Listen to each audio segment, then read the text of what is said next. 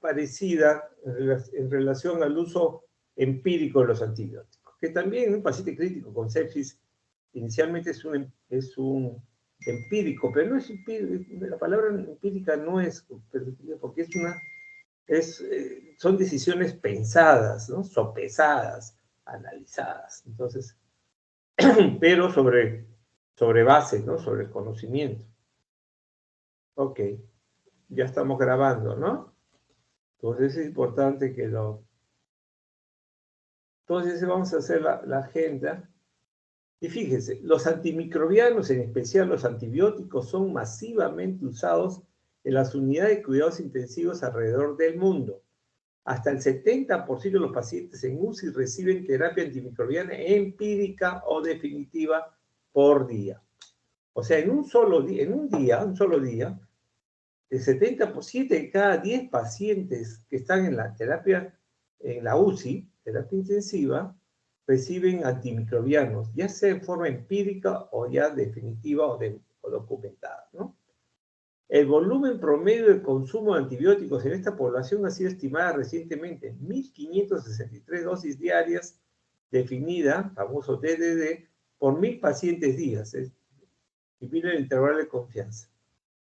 España es quizás el país en el que más DDD o más antibióticos se utiliza, tanto en seres humanos como en animales. Y ahí entra el concepto que hablamos en infectología de una salud, ¿no? Una sola salud, ¿no es cierto? Medicina humana, medicina veterinaria y el ambiente. Casi 3 veces más alto que los pacientes no UCI. O sea, en las unidades de cuidados intensivos se usa 3 veces más antibióticos que fuera de la UCI. Y las cefalosporinas de tercera generación principalmente son los antibióticos que se utilizan con mayor frecuencia. Y recuerden que la cefalosporina de tercera generación parenteral, ya sea sin actividad antihormonal cestraxona, con actividad antihormonal cetracime, son grandes inductores de beta-lactamasa de espectro extendido, es decir, cepas que son resistentes a penicilina, cefalosporina de primera, cuarta generación, monobactámicos, y pueden tener corresistencias con quinolonas, aminoglicosidos, otros antibióticos. Y estos pacientes con BLES, con beta-lactamasa de espectro extendido, el antibiótico que funciona con ellos son los carbapenémicos, ¿no? Los carbapenémicos. Y por poner tanto BLE y usar tanto carbapenémico, ahora tenemos carbapenemasas, ¿no? También carbapenémicos se usa mucho, glicopéptidos, polimixina, la unidad de cuidado intensivo, es terrible. La resultante de la presión selectiva junto con el control incompleto de la colonización cruzada con bacterias multidrogas resistentes convierte a las UCIs en determinantes importantes de la diseminación de estos microorganismos en el hospital. Imagínense la presión selectiva, es decir, le damos el antibiótico al paciente y hay una presión selectiva de los antibióticos sobre la microbiota intestinal, sobre la microbiota respiratoria, sobre la microbiota cutánea, ¿no es cierto? Genitourinaria. Entonces, y junto con el control incompleto de la colonización cruzada de bacterias multidrogas resistentes, es decir, lo que hablábamos de la transmisión cruzada de los gérmenes, no te lavas las manos, tocas a un paciente y te vas al otro. Entonces, convierte a las UCIs en determinantes importantes porque esos pacientes que están en UCI, que son colonizados por gérmenes resistentes, que son seleccionadas cepas resistentes, al final van a salir de la UCI y se van a ir a piso. Si no se guardan la adecuada práctica de las precauciones estándar, estos gérmenes van a correr, van a ser transmitidos. Eso es lo que quiere decir. Por eso que las políticas que hablamos en infectología, que es el control de infecciones y el uso racional de antibióticos, el PROA, son claves en este punto. Vamos a ver. Mientras la adecuación y la implementación de la cobertura empírica son esenciales para curar a los pacientes con sepsis de la comunidad o nosocomial, la terapia antimicrobiana no siempre es dirigida, considerándose que uno de cada 2 casos la prescripción ocurre en pacientes sin infecciones confirmadas. En otras palabras, imagínense, si le llega un paciente con sepsis en la emergencia o chocado, con choque séptico, lo diagnostican. Usted puede decir con foco, sin foco, etcétera, Pero, ¿cuál será el germen? O sea, ustedes van a tomar hemocultivo, van a hacer pruebas, test dependientes de cultivos, test no dependientes de cultivos, pruebas rápidas, etcétera. ¿Correcto? Pero mientras van tomando la decisión, ya hemos dicho en sepsis o en choque séptico, cuáles son las medidas que se deben aplicar, ¿no es cierto? Recuerden el uso del lactato, ¿no es cierto? El lactato sérico, los 2 sets de hemocultivos, el antibiótico, el inicio de la antibiótico-terapia, en este caso antibióticos, dentro de la primera hora del diagnóstico de sepsis y choque séptico, la fluidoterapia, ¿no es cierto? Y la otra sería, si no mejora la presión, porque obviamente recuerden que si es sepsis tiene disfunción orgánica con hipotensión arterial, hipoperfusión tisular, que revierte con fluidoterapia, pero si no revierte van a tener que usar los vasopresores. Y ese es el quinto punto. ¿Cuáles son los vasopresores? En el orden secuencial: noradrenalina, vasopresina, adrenalina y evitar la dopamina por ser la más arritmogénica, ¿no es cierto?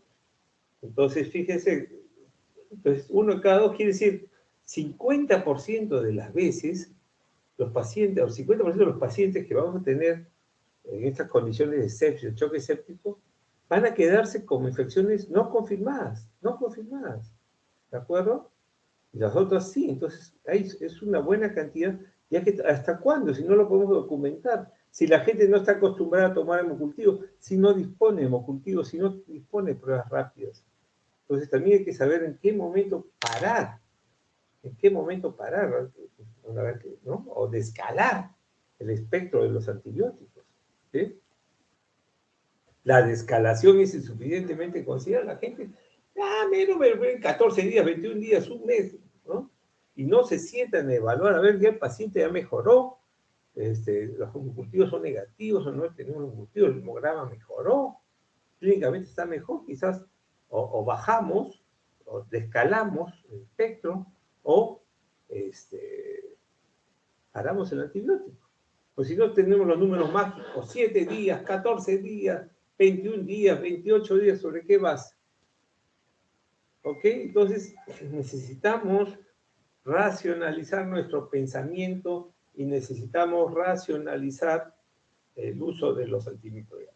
Entonces, hablábamos de los famosos criterios: el criterio de Westphal, el criterio de la gente, el criterio del ambiente, el criterio del fármaco. ¿No es cierto? De Westphal, ¿qué cosa dijimos en aquella oportunidad? Que tenemos que conocer, recordar nuestro sistema inmune, nuestras actividades del sistema inmune. Estas actividades del sistema inmune son la actividad antiinfecciosa, la actividad antitumoral y la actividad de tolerancia propia, que nos defienden respectivamente de las infecciones, del cáncer y de desarrollar enfermedades autoinmunes y alérgicas. ¿No es cierto? No funciona al 100%, pero en gran parte nos protege. Pero cuando no funciona bien esto, obviamente, ¿qué cosa va a hacer? Que tengamos dos tipos de huéspedes: un paciente inmunocompetente y un paciente inmunocomprometido. Por eso, cuando ustedes se enfrenten a un paciente con fiebre, con un foco clínico, con fiebre más foco clínico, o que ustedes digan tiene sepsis o tiene choque séptico, lo primero que tienen que decir, ok, esto está ocurriendo en qué tipo de huésped: en un huésped inmunocompetente o un paciente inmunocomprometido. Si es inmunocomprometido, ¿en qué tipo de inmunocompromiso tiene? Fagocitario, humoral, celular. ¿Correcto? Esa es la primera pregunta. Y la segunda pregunta es si es infeccioso o no. Si es infeccioso, es proceso infeccioso localizado, el proceso infeccioso generalizado. Si yo estoy poniendo como problema que sea sepsis de frente, tiene que ser proceso infeccioso generalizado. Pero lo que tenemos que buscar son causas infecciosas y no infecciosas. Y puede tener dos causas de todo este potencial. Puede sumarse un SIRS, producto de la infección, y además tiene una neoplasia que también produce SIRS, una enfermedad autoinmune, o sea, neoplásico o no neoplásico, que nos está dando esta complicación, ¿no es cierto? ¿Ok? Y si ustedes se están dando cuenta, yo ya les estoy hablando, digamos, más enfocado. ¿Por qué? Porque ustedes ya llevaron infecciosas y ya les toqué este tema. Entonces ustedes de alguna manera tienen que estar vinculados con los conceptos que yo estoy dando, ¿correcto? Y si no, se están dando cuenta ahorita que todo lo que les enseñamos en infecciosas se aplica en el momento que tengo que enfocar adecuadamente al paciente, ¿no? ¿Se dan cuenta? ¿Ok? Pues qué importante asimilar esos conceptos. Ok, entonces nosotros tenemos que recordar en lo que es la actividad antiinfecciosa. La actividad antiinfecciosa,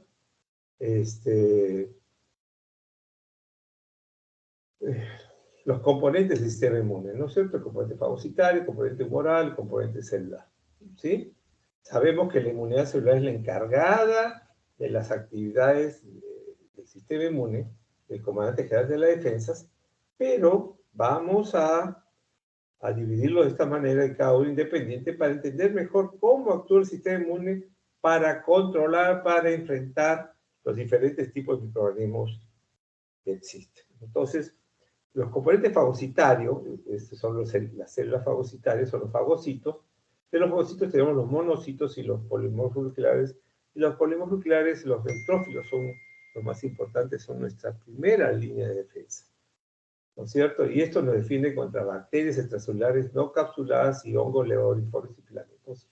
Quiere decir que una persona que nosotros enfrentemos y vemos que tiene neutropenia, es decir, menos de 1500 polimorfos por milímetro cúbico, ¿correcto? Estará predispuesto a desarrollar principalmente por su neutropenia, por su deficiencia inmunológica, infecciones por bacterias extracelulares no capsuladas y los hongos levoriformes y filamentos. ¿Correcto? Igualito, aquellos que tienen componente humoral, que está representado por linfocito B, ¿no es cierto?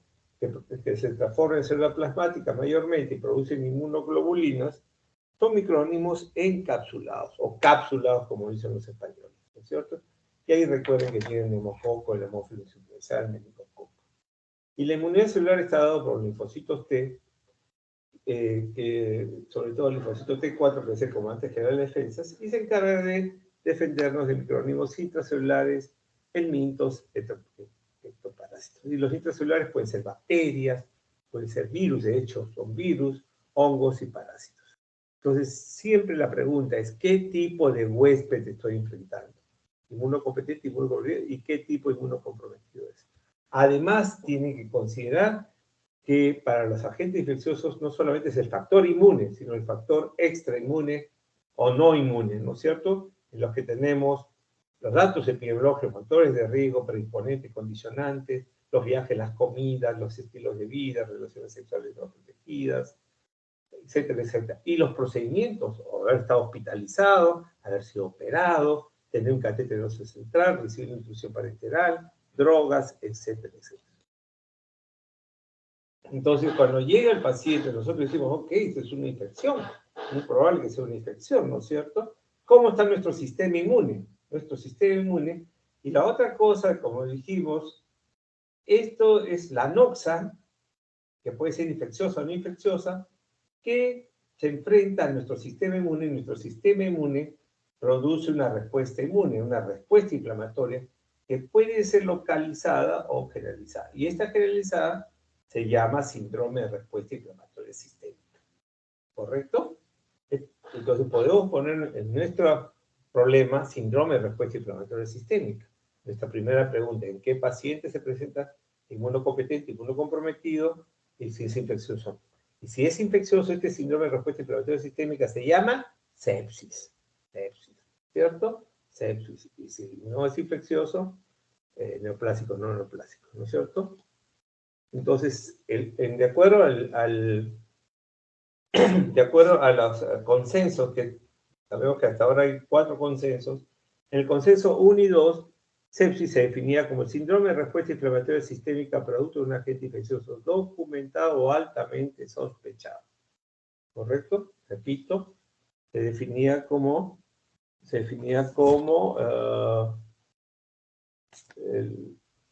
el síndrome de respuesta inflamatoria sistémica producto de un agente infeccioso documentado o altamente sospechado.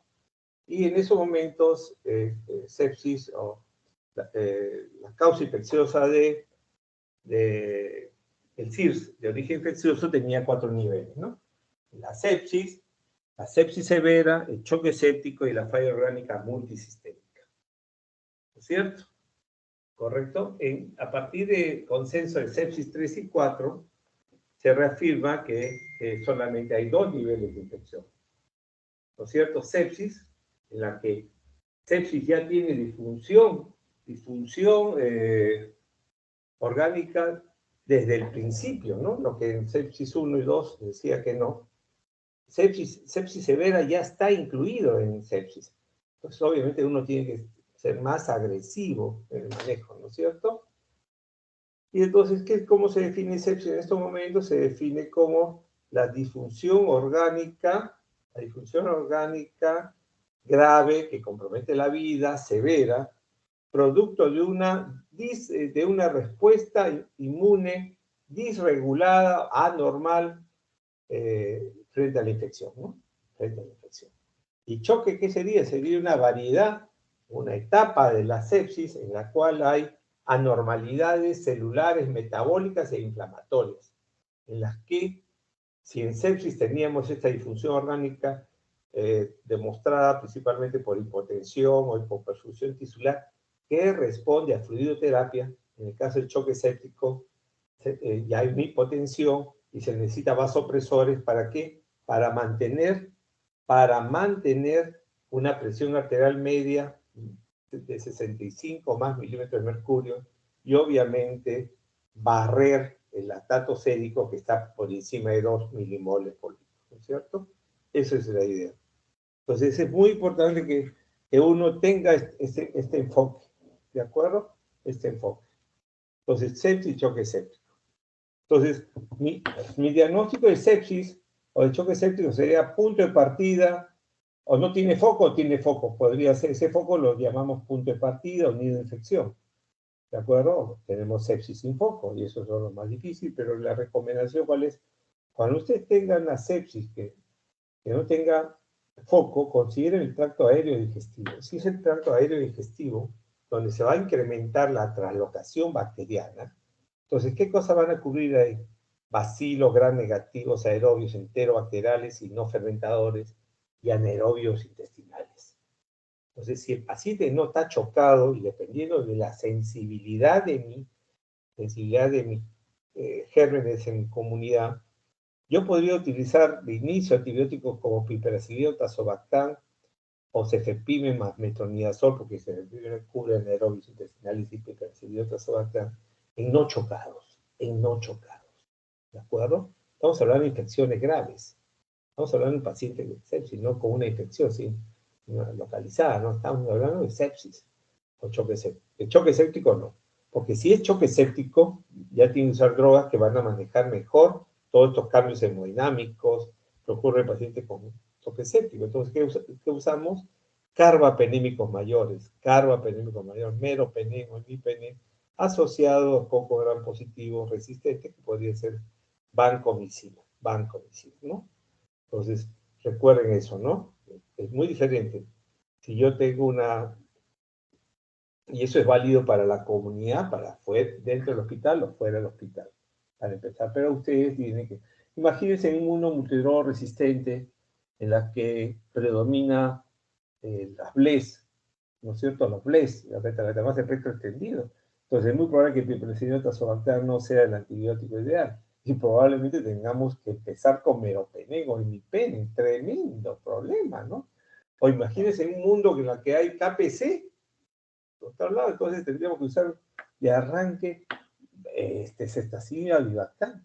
Increíble, ¿no? Esperemos que lo tenemos en los hospitales, pero esperemos que todavía no sea, pues, llegue ese momento tan terrible.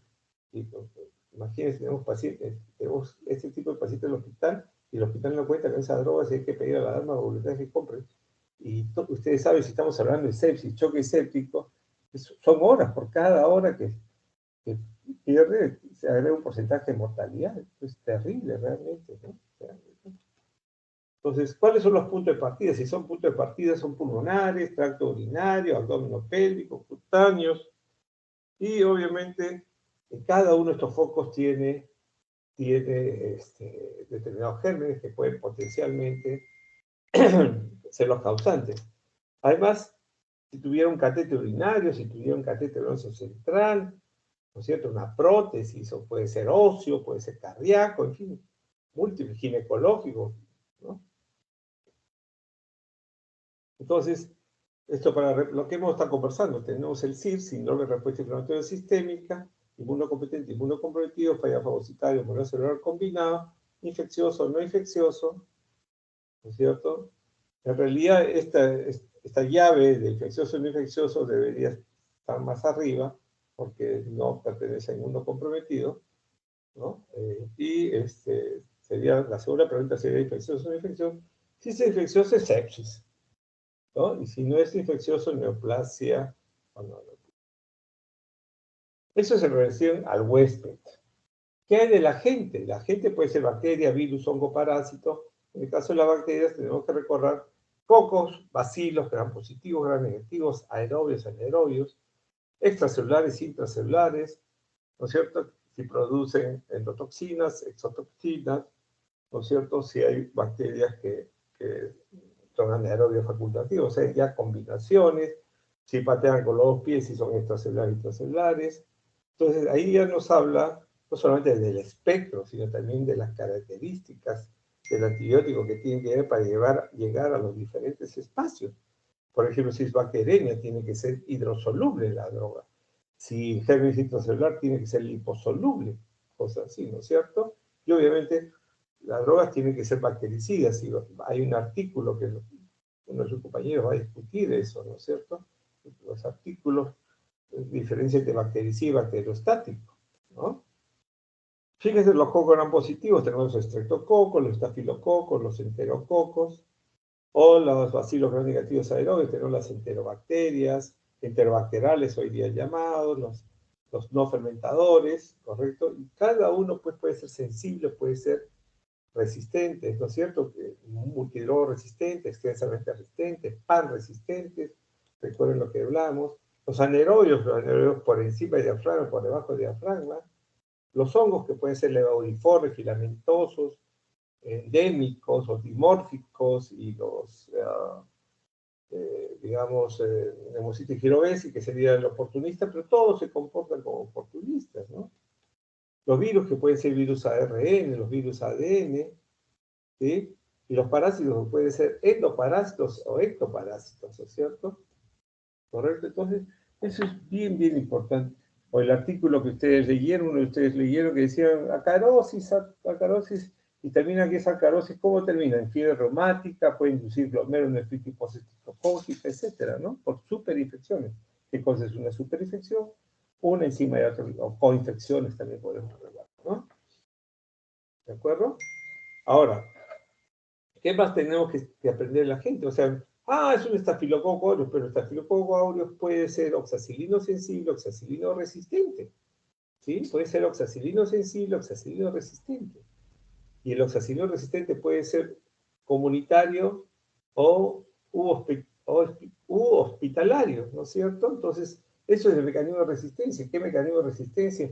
Y para cada uno de estos cepas resistentes hay un antibiótico, ¿correcto? Adecuado.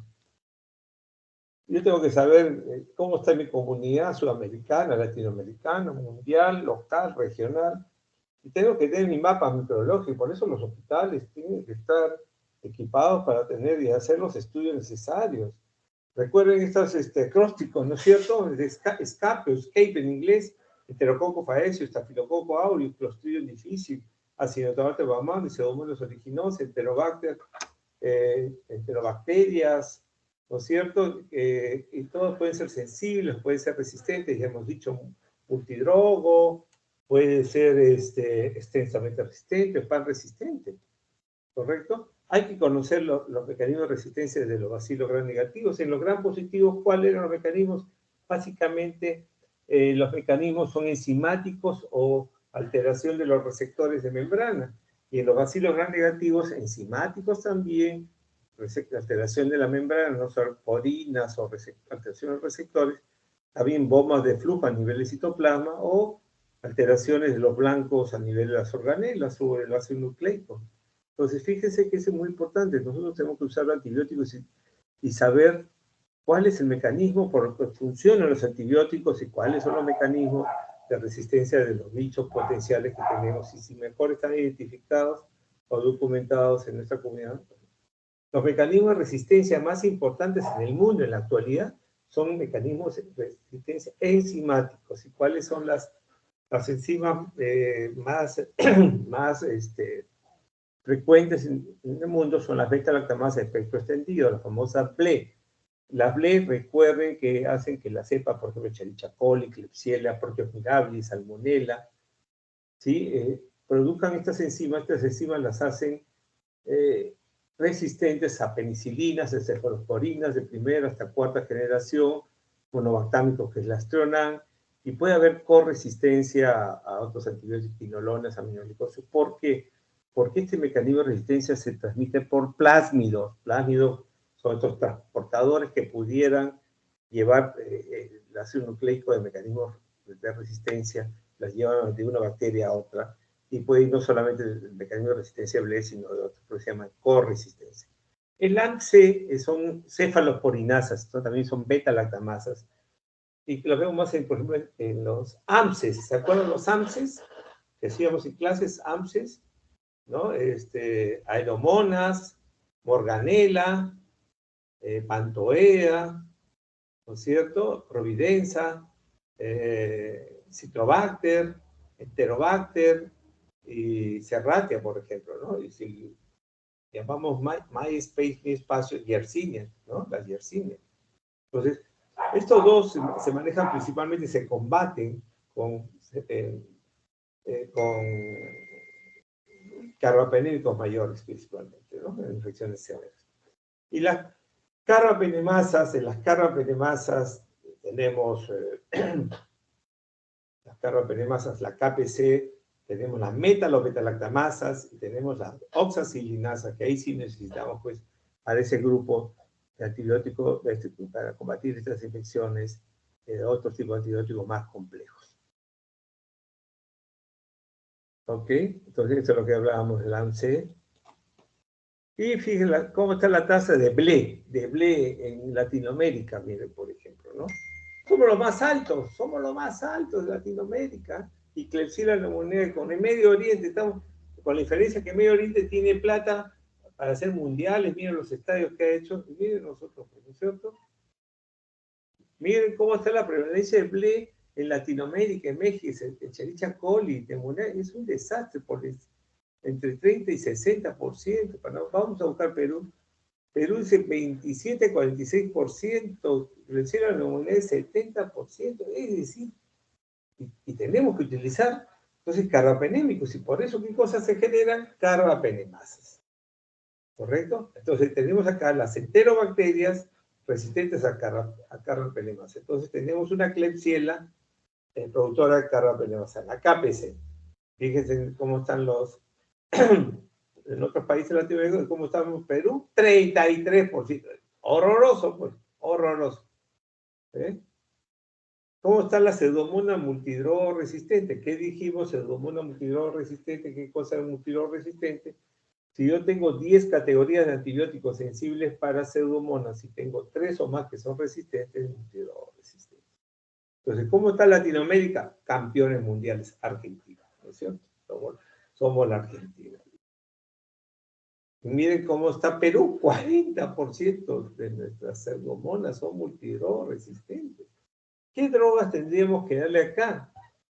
Cestolozane, tazobactam, cestacilina, Levactam, ¿no es cierto? Cuesta un montón de plata, un ojo en la cara, no se dispone. La gente se muere, simplemente se muere.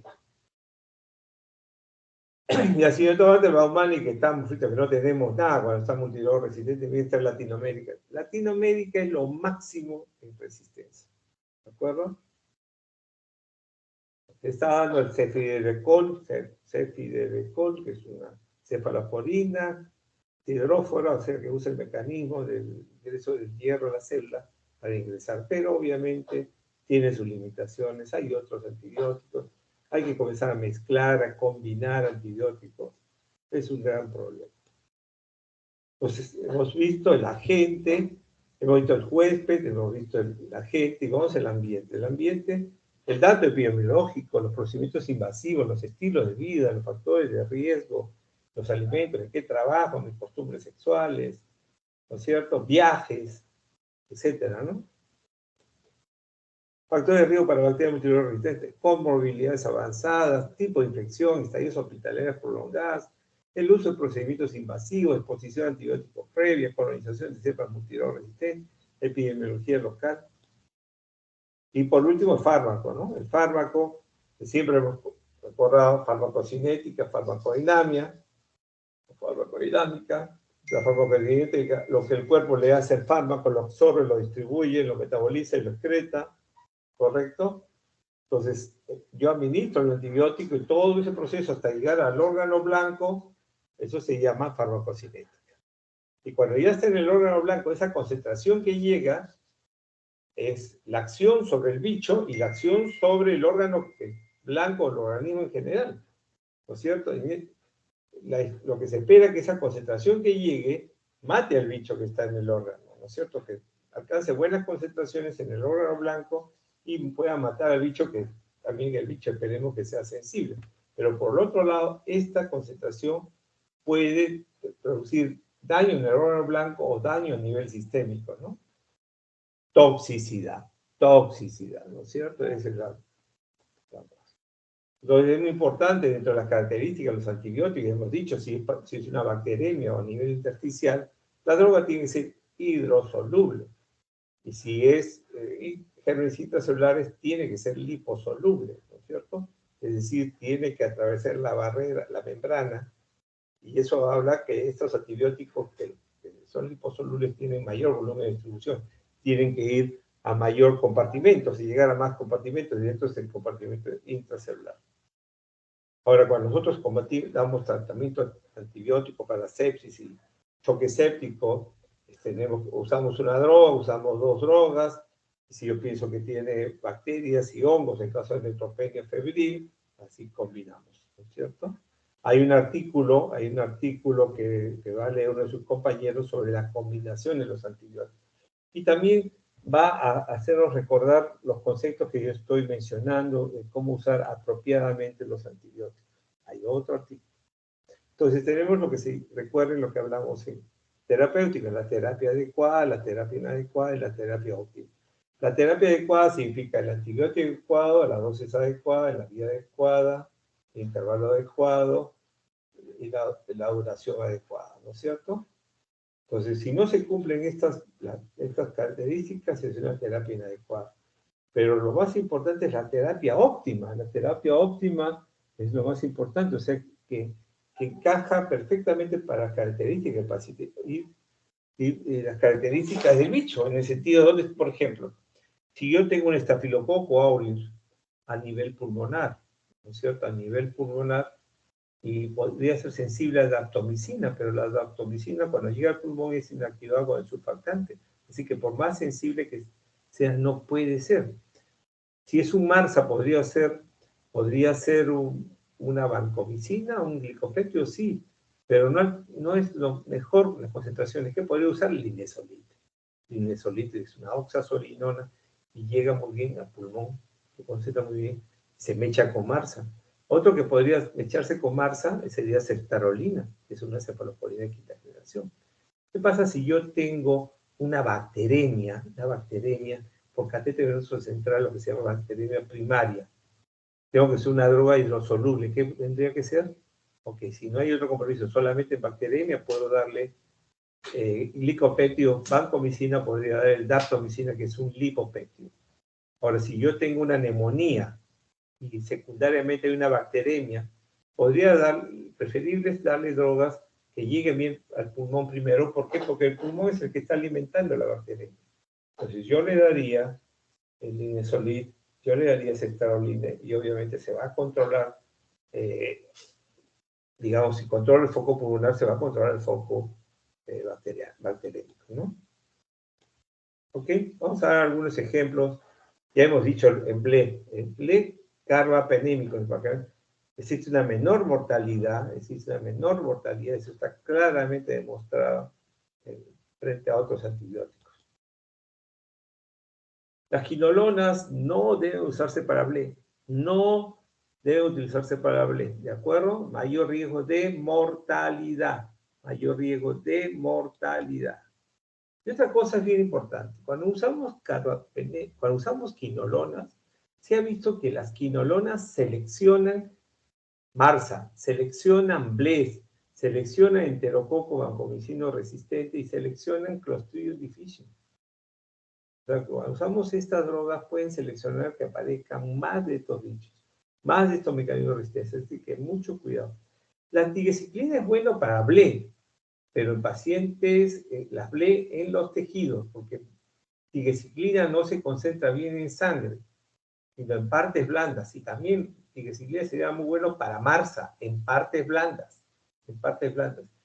Para pulmones también serviría, sí, pero doble dosis, entonces ya aumenta el costo, pues, aumenta el costo, ¿de acuerdo? La fosfomicina endovenosa, ¿no? El Motrol, que es la de orina, la cistitis, etc. De endovenosos tiene para gran positivo y negativos, pero nunca se usa sola. Podríamos utilizarlo en contra BLES, con carbapenemasa, aparentemente funcionaría, pero necesitamos más infecciones. Por lo pronto, infecciones urinarias, ¿no? Infecciones urinarias altas, ¿no? Rápidamente agarra resistencia, por eso nunca debe ser solo. Y los aminoglucósidos hay que tener mucho cuidado, nefrotoxicidad, y obviamente ver bien el antibiograma, ver bien las concentraciones mínimas para ver si podría acompañarlo algunos días. El AMSE en general son carbapenémicos mayores. En algún momento podría usarse cefepime, pero el problema es que en bacteremias, en alto inóculo, cefepime para BLE no. Y por eso acá dice que los carbapenémicos, el ceftazidime y el avibactam son los betalactámicos más estables para B y para AMSE. Yo diría que para AMSE son sí, pero para BLE, el ceftazidime y el avibactam deja mucho que desear, ¿de acuerdo? Deja mucho que desear. Son los carbapenémicos. Y lo otro son la colistina y la polimixina, ¿no? La colistina y la polimixina, que son los antibióticos que nos quedan.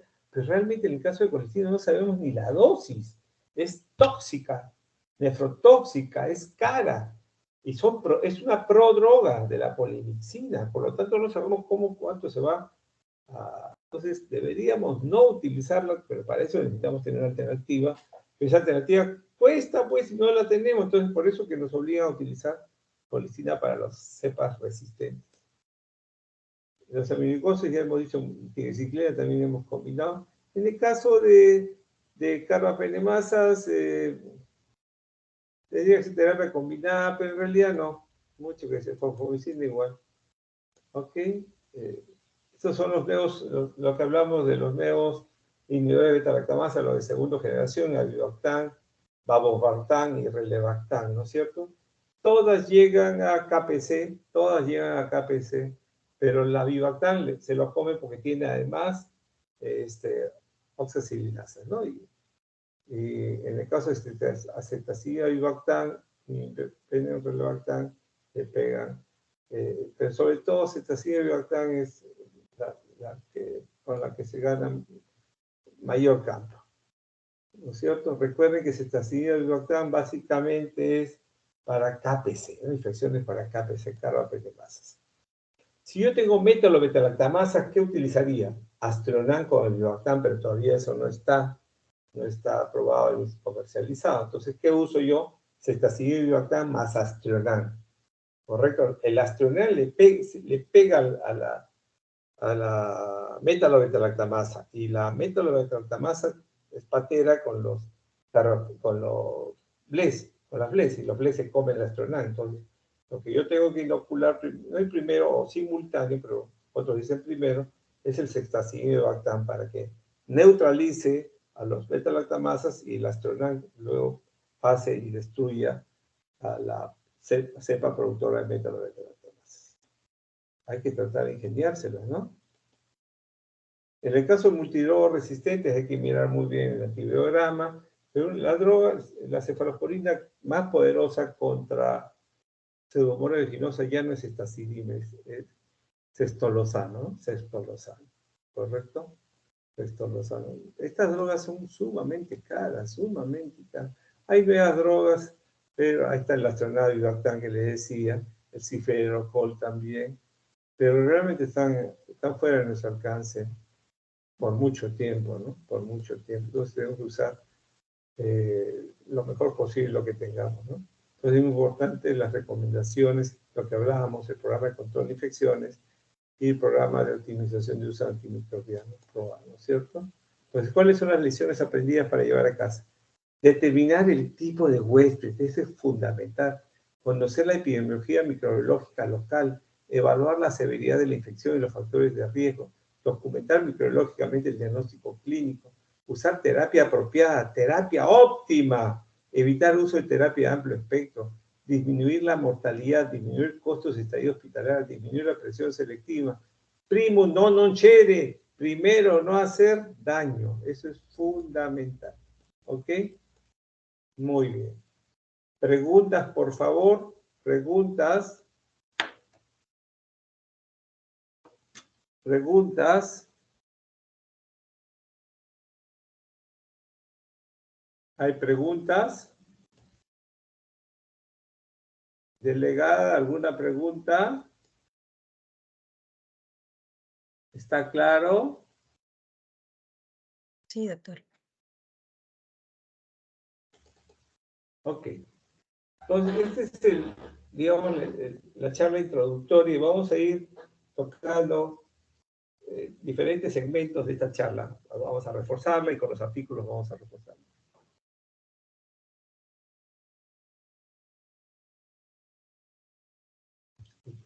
Todo eso lo hemos repasado, lo hemos hecho de infecciosas, lo estamos repasando acá y vamos a repasar los conceptos. Estén atentos. Van a ser 2 charlas por día, ¿no es cierto? Para que luego los vayan a revisar, ¿no? Principios farmacocinéticos, farmacodinámicos, tipos de antimicrobianos según parámetros PKPD, optimización de la dosificación de antimicrobianos, el ajuste de dosis, dosis de carga, dosis prolongadas, el monitoreo terapéutico. Ok. Fíjense en relación a dosificación y algunas frases célebres, ¿no es cierto? Sabemos todos sobre los antibióticos, excepto cuándo usar. Sabio, ¿no? Y la otra es nuestra dosificación de antibióticos está basada mucho más en el hábito que en la ciencia. No bien empírico, ¿no? Bien empírico. O yo he visto a mi profesor usar así, de lo clásico, ¿no? Yo lo he visto que en el hospital tal usa así. ¿Y eso significa que sea correcto? No, ¿no es cierto? Ok. Entonces, ahora vamos a ver cómo es esto de PKPD, de farmacocinética y farmacocinética. La sucesión de fenómenos que median entre la administración de un antimicrobiano y la aparición de sus efectos en el organismo se divide en 2 componentes principales, ¿no es cierto? La farmacocinética y la farmacodinámica. La farmacocinética, ¿qué significa? ¿Qué significa la farmacocinética? Lo que el cuerpo le hace al fármaco. Que lo hace, lo absorbe, lo distribuye, lo metaboliza y lo excreta. Entonces, es la evolución temporal de la concentración del antibiótico en el cuerpo. En otras palabras. ¿Y cómo es esta evolución temporal de la concentración? Porque se absorbe, porque se distribuye, porque se metaboliza y porque se excreta. ¿Y qué cosa es la farmacodinamia? La farmacodinamia es lo que el fármaco le hace al bicho, lo que el fármaco le hace al cuerpo, al organismo. Entonces es la relación entre la concentración del antimicrobiano y el efecto antimicrobiano. En otras palabras, ¿no es cierto? Entonces recuerde bien eso, esos 2 conceptos. Y cuando juntamos el PKPD en un principio, en un índice, ¿no es cierto?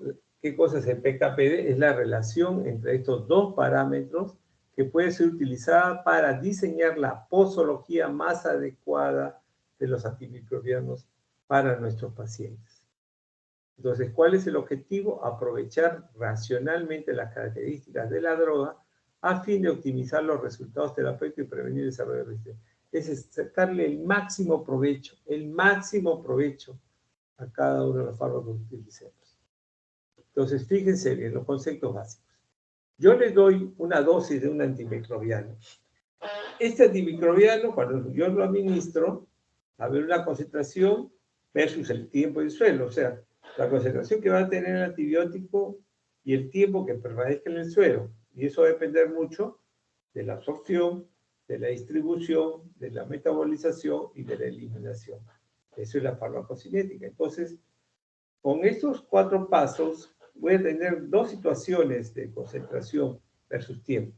La concentración versus tiempo en tejidos y otros fluidos, y la concentración versus tiempo en el sitio de infección que me interesa. ¿No sé qué es lo que hablábamos? El antibiótico va a llegar al órgano blanco, que es donde está la infección, pero también va a llegar en mayor o menor concentración a otros órganos, a otros tejidos. ¿Cierto? Y ahora vamos a la farmacodinámica, ¿no es cierto? Que es en el caso de los otros tejidos es el efecto farmacológico o tóxico, lógico. Y en el sitio de infección es el efecto antimicrobiano versus tiempo. Esa es la farmacodinámica. Entonces, correcto. Entonces, ese es lo que ustedes tienen que grabar. Cómo funciona el antibiótico, cómo funciona, cuál es la base de la administración de antibióticos y cuáles son los objetivos.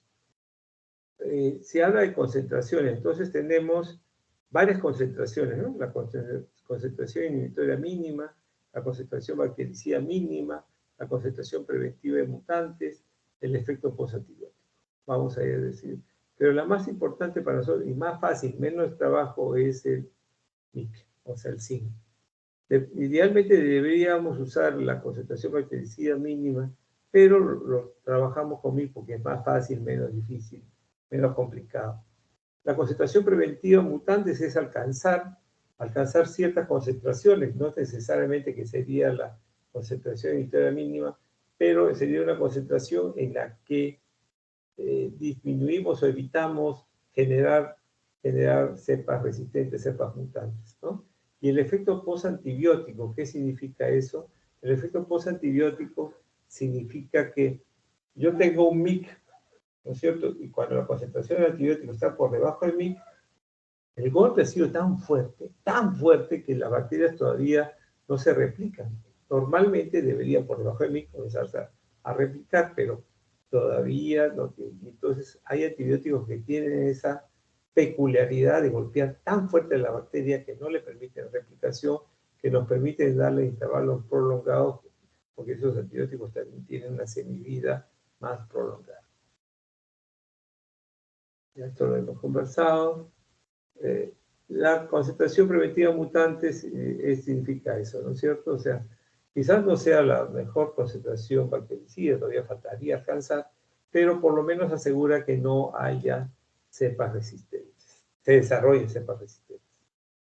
Ok, conceptos básicos de la concentración sérica y el tiempo. Entonces, cuando uno administra un antibiótico, ya sea parenteral o oral, va a haber una onda ascendente por la absorción, por la infusión. Y después va a comenzar a caer, hay una fase primero de distribución alfa, ¿sí? Que comienza digamos, el contenido dentro del vaso sanguíneo a fugarse los tejidos, pero luego ya pasa a metabolismo y a excreción, por eso la fase beta de eliminación es mucho más rápida y pendiente, ¿no? Más brusca, ¿correcto? Entonces, en base a este principio PKPD, estos modelos PKPD, son modelos matemáticos, se describe la relación entre la concentración de un fármaco y su efecto farmacológico o tóxico, ¿correcto? Y en base a estos modelos matemáticos, tenemos los diferentes tipos de antimicrobianos, ¿no es cierto? Hay lo que se llaman los antimicrobianos dependientes del tiempo, ¿correcto? Hay los de concentración máxima o concentración dependiente y los antibióticos, los antimicrobianos de área bajo la curva. Ustedes ven acá, estos son los 3 grupos de antibióticos, ¿no es cierto? Y miren qué importantes son estos modelos, porque imaginemos, por ejemplo, los aminoglicosidos, como hablamos en aquella oportunidad, y vamos a retroceder un poquito, ¿no es cierto? Vamos a ver, acá, no, acá, caracho, ¿qué me pasó? Ah,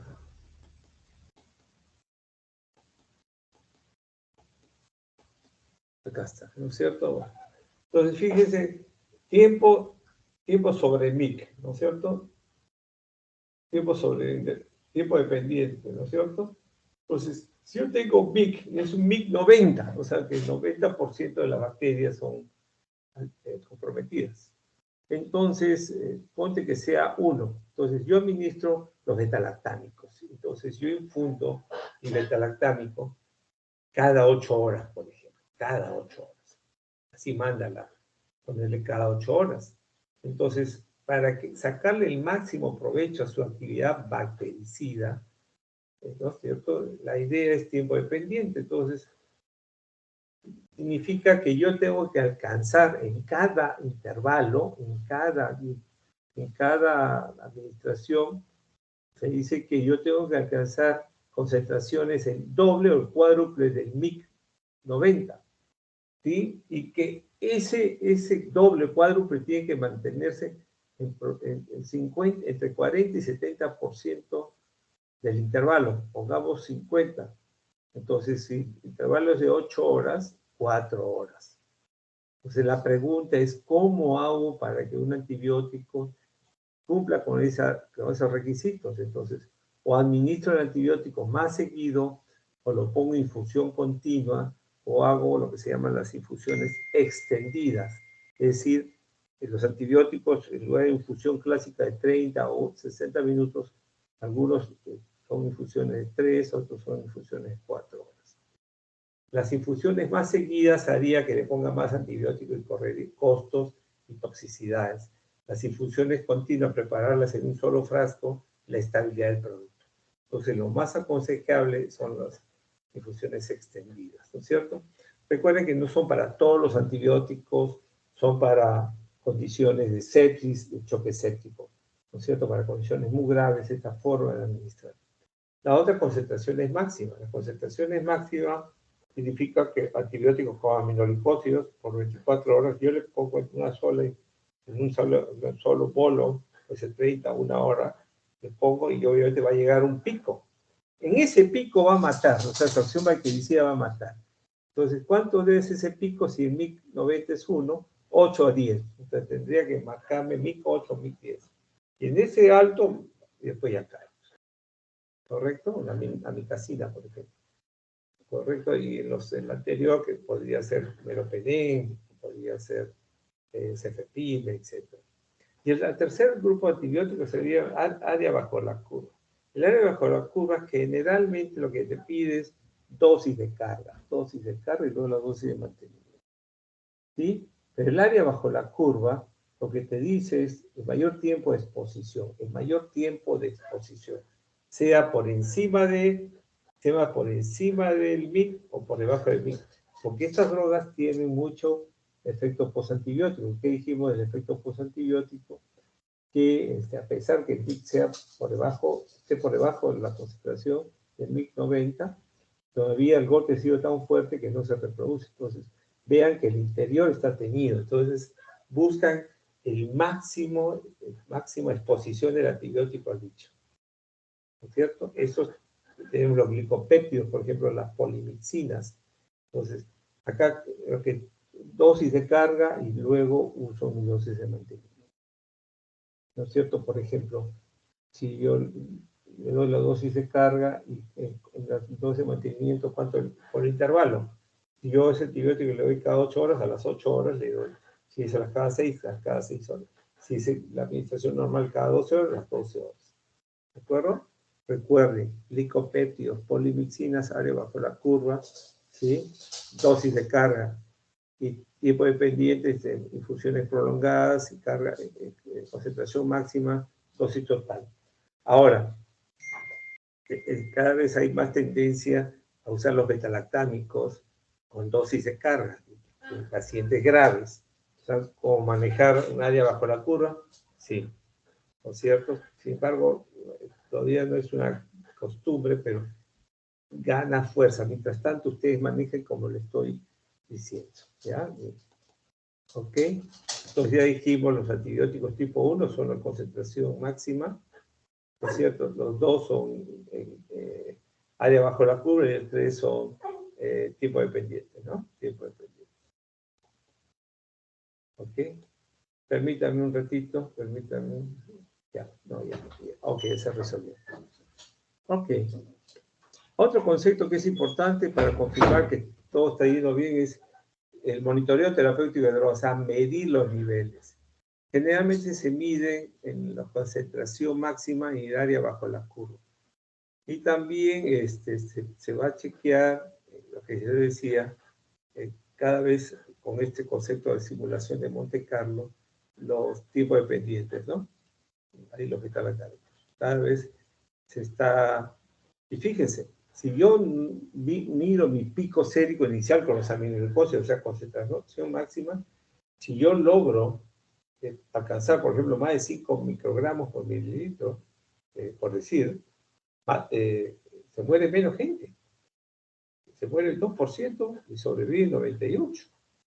¿No es cierto? Y muere 21 y sobrevive. O sea, yo tengo que alcanzar mis 8 o 10 en los máximos si voy a utilizar. ¿De acuerdo? Hacer bien las cosas. El área bajo la curva, si mi área bajo la curva, mi tiempo de exposición es más de 125, el 97% de los pacientes evolucionan bien, versus 3% no. Y en el caso de las quinolonas, de igual manera, si mi área bajo la curva es mayor de 33, el 100% de respuesta microbiológica. Entonces, tiene sentido, tiene sentido. No es fácil manejar eso, pero es muy importante, ¿no?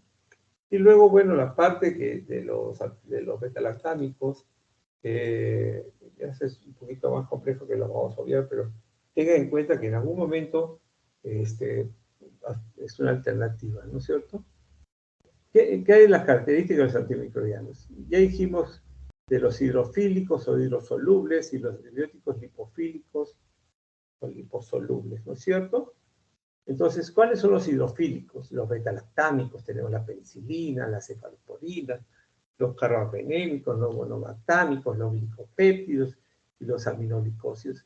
¿Qué características tienen estos hidrofílicos? Volumen de distribución limitada, solamente en el espacio intravascular e intersticial, ¿no? Y capacidad para difundir pasivamente a través de la membrana plasmática de las células eucariotas. E inactividad sobre patógenos intracelulares, obviamente, y eliminación renal sin cambios. En cambio, los antibióticos lipofílicos, liposolubilidad, tenemos los macrólidos, las fluoquinolonas, las tetraciclinas, el clorapenicol, la rifampicina, el linezolid. Tiene gran volumen de distribución, que lo investiga el espacio intracelular, libre difusión a través de las membranas plasmáticas de las células eucariotas, actividad sobre patógenos intracelulares, eliminación en general por metabolismo hepático. Cuidado con la toxicidad, ¿no es cierto? Y la otra, cuidado con la función renal. En relación a la dosificación de antimicrobianos, estamos hablando de pacientes con sepsis, pacientes con choque sepsis. Punto se considera al momento de decidir la dosis de un antimicrobiano. Aumentar la dosis de agentes hidrofílicos en sepsis temprana. Es decir, cuando tenemos un paciente con sepsis, choque séptico, hay aumento de volumen de distribución, ¿no es cierto?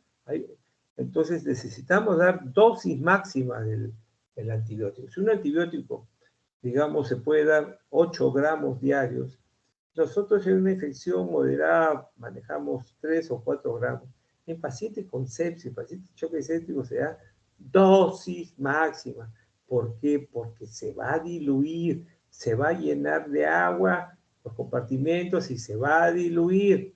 Entonces, preferible es darle mayor concentración para que esa dilución sea menor, tenga menor impacto. En el caso de los obesos, también aumentar la dosis de los agentes lipofílicos al máximo. En los pacientes que tienen falla renal, falla renal y hepático, hay que ajustar las dosis en los adultos mayores, ¿correcto? Entonces es muy importante, ¿sí? Por ejemplo, si yo tengo un paciente con sepsis y choque séptico y tiene retención nitrogenada, tú dices, pucha, injuria renal, hay que corregir la dosis, no se corrige hasta 48 horas después, ¿no es cierto? Que ustedes ya en 48 horas saben qué nivel de daño renal se tiene, ¿no es cierto? Qué nivel de daño renal se tiene, y ahí se comienza a ajustar la dosis. Porque si ustedes lo corrigen el antibiótico inmediatamente, recuerden que en esa etapa es una etapa de estrés y hay hiperfiltración. Entonces, en sepsis puede haber hiperfiltración, entonces filtra más el antibiótico y el antibiótico baja a niveles subóptimos y obviamente en un estado crítico necesita los antibióticos a altas dosis, altas concentraciones, si no se muere pues el paciente, ¿no?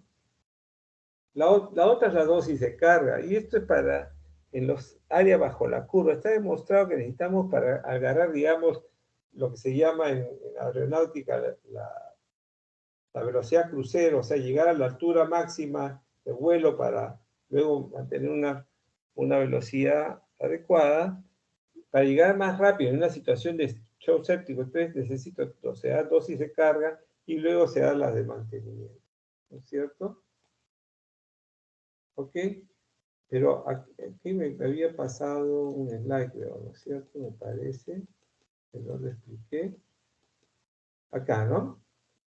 Miren, por ejemplo, en el lado izquierdo, aminoglicosios, si yo tengo una cepa sensible, digamos, si tiene MIC 91, y yo le pongo mi infusión una hora, la dosis completa de 24 horas, va a llegar un pico de 8 a 10. Perfecto, perfecto, ¿no es cierto? ¿Sí?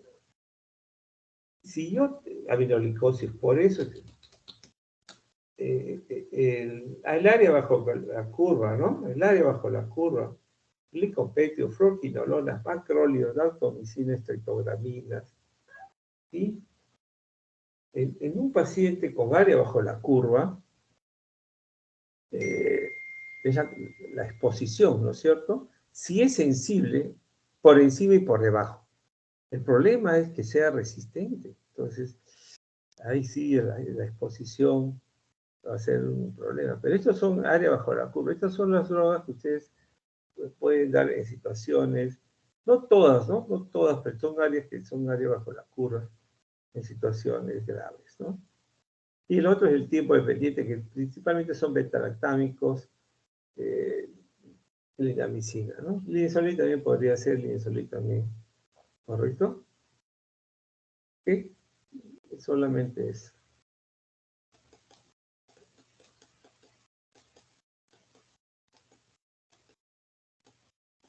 Ok. Imaginemos infusión prolongada. Estos son infusiones, concentración, le damos infusión intermitente, o sea, cada 8 horas, cada 6 horas. Entonces, es un beta-lactámico. Entonces, el MIC es un MIC bajo, o sea, la cepa es sensible, y por lo tanto, si yo le doy intermitente, va a alcanzar el doble, el cuádruple, tranquilo, tranquilo, ¿no es cierto? Tranquilo. Pero imaginemos que la cepa se hace resistente, por lo tanto el MIC es más elevado, entonces la curva me queda más chiquito, ¿no? Y entonces tengo menos posibilidades de alcanzar el doble, el cuádruple, y no alcanzo adecuadamente combatir. En una infusiones intermitentes.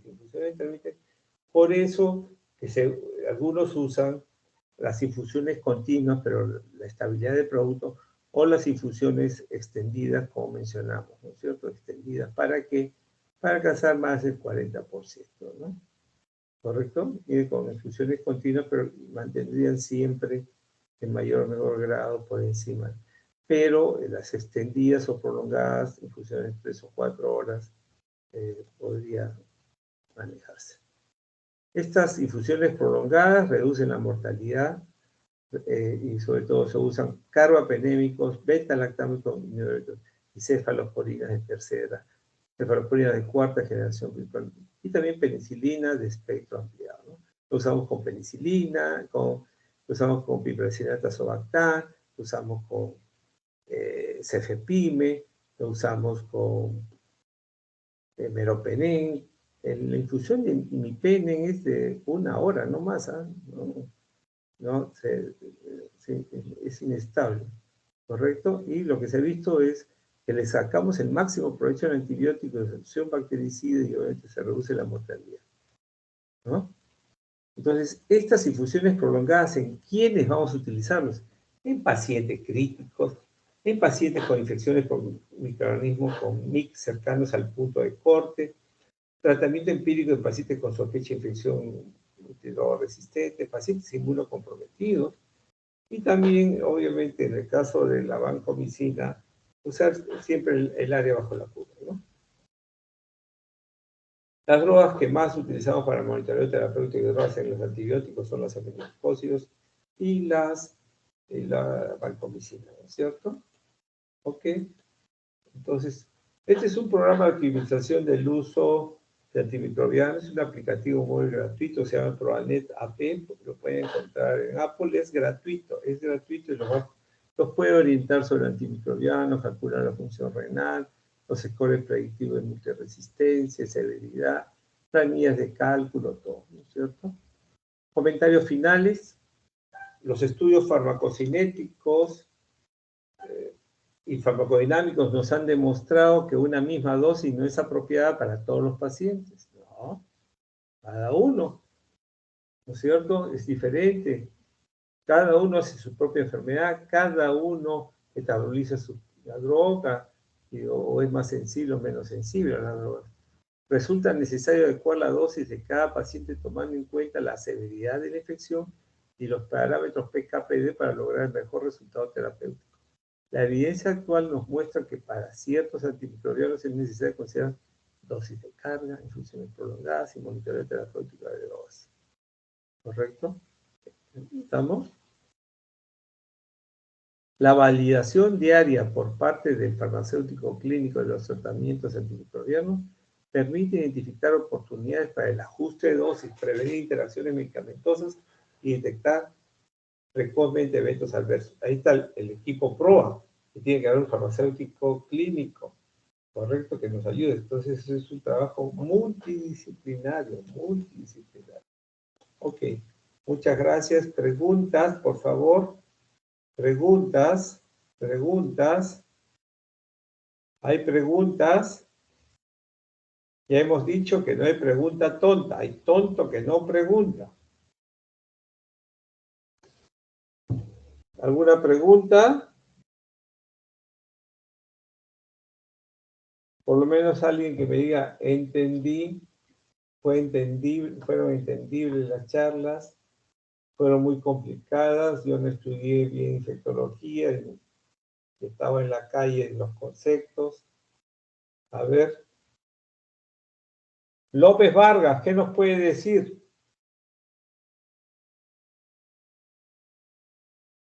No está, se fue López Vargas. Delegada López Vargas está falta. Doctor, acabo de ver que ha prendido su micrófono. Acaba de prenderlo, sí. López Vargas, conteste, López Vargas. A ver, recién se ha conectado. López Vargas. No contesta. Ok, Hilario Flores. Hilario Flores. Doctor, buenas tardes. Buenas tardes. ¿Qué comentario le merecen las dos teorías? ¿Qué le han hecho aparte de producirle sueño o hambre? Bueno, doctor, en cuanto a lo de farmacodinámica,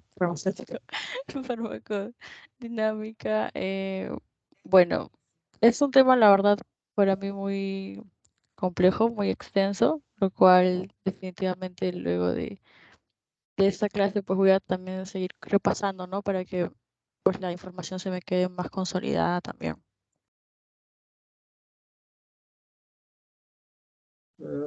Livia Cabrera.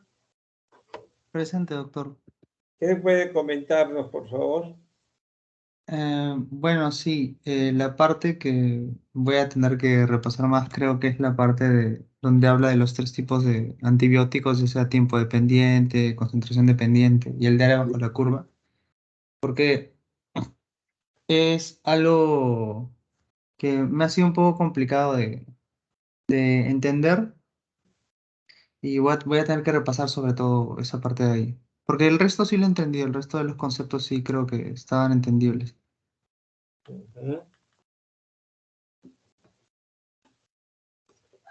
A ver si me permite. Algo que aprendí en mi clase de inglés.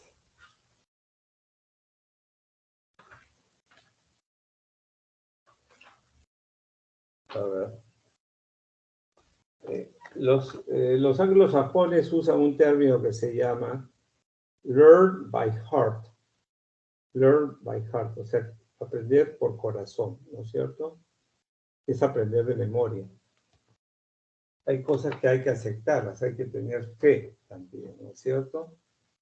Ustedes grábense siempre los tiempos dependientes, que son los betalactámicos y que si tienen infecciones serias, tienen que darla con infusión prolongada. Vean qué antibióticos se dan con infusión prolongada. Y eso también lo vamos a ver con los artículos, ¿no? Con los artículos que nos van a presentar. ¿Eh? Entonces, tenemos infusión prolongada, los aminoglicósidos con concentración dependiente. O sea, juntamos el gramo que nos corresponde a amicacina y lo fundimos en 1 hora, ¿no?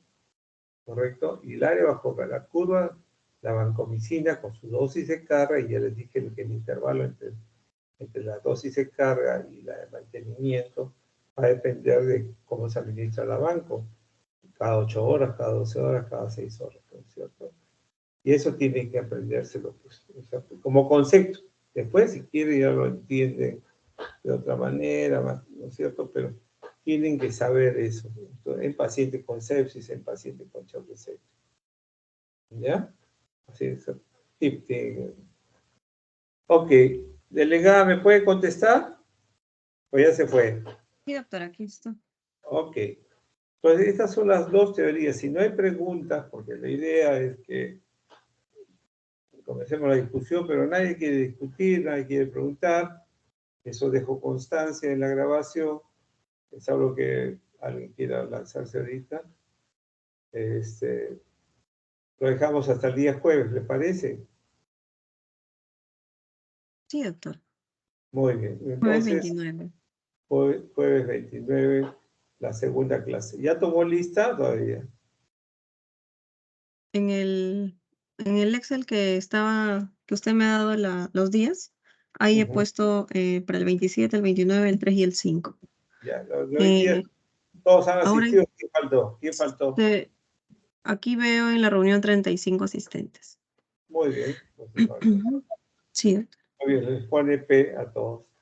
Ok, quedamos Sí. así. ¿Quiénes son los alumnos que van a exponer la próxima semana? Quiero saber, por favor.